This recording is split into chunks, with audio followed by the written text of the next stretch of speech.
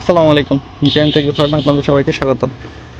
গতকালকে আমরা যে জমিটা ঠিক করছিলাম, গোবর দিছিলাম জমিতে, তো সেটার মধ্যে যে এখন আমরা জুই ঘাসের বীজ বপন করতেছি।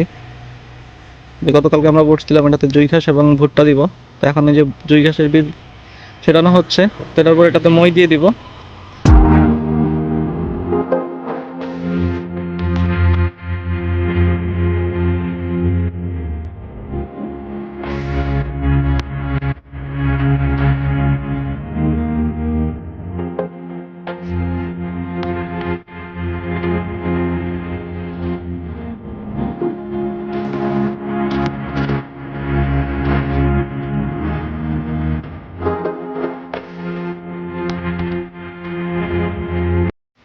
ভোর থেকেই ঘন কুয়াশা, তার উপর আজ শুক্রবার। গতকাল বিকেলেই ভুট্টা লাগানোর প্ল্যান ছিল, কিন্তু সময় না পাওয়াতে আজ সেজন্য নাস্তা সেরে দেরি না করে তড়িঘড়ি করে চলে আসলাম ভুট্টা রোপণ করতে। সময় কম, কিন্তু কাজ বেশি, তাই জাকির ভাইকে অনুরোধ করলাম আমাদের সাথে একটু সাহায্য করতে। বন্ধু আরিফকেও কল দিলাম, কাজ না থাকলে এসে ভুট্টা লাগাই দিতে।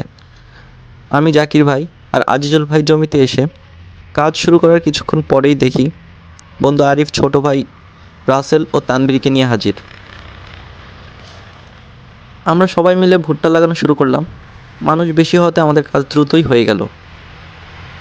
আমরা যেহেতু জুই ঘাস আর ভুট্টার মিশ্র চাষ করছি, গতকাল সকালে এখানে জুই ঘাসের বীজ ছিটিয়ে মই দিয়ে গিয়েছিলাম, যেটা আপনারা শুরুতেই দেখতে পেয়েছেন। আজ সবাই মিলে ভুট্টা লাগিয়ে মাটি দিয়ে ঢেকে দিয়েছি।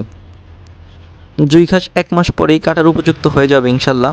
তখন ভুট্টা গাছ রেখে জুই ঘাস কেটে ফেলব এবং 60 থেকে 70 দিন অথবা তার কিছু কম বেশি বয়স হলে ভুট্টা গাছও আমরা ঘাস হিসেবে কেটে ফেলব।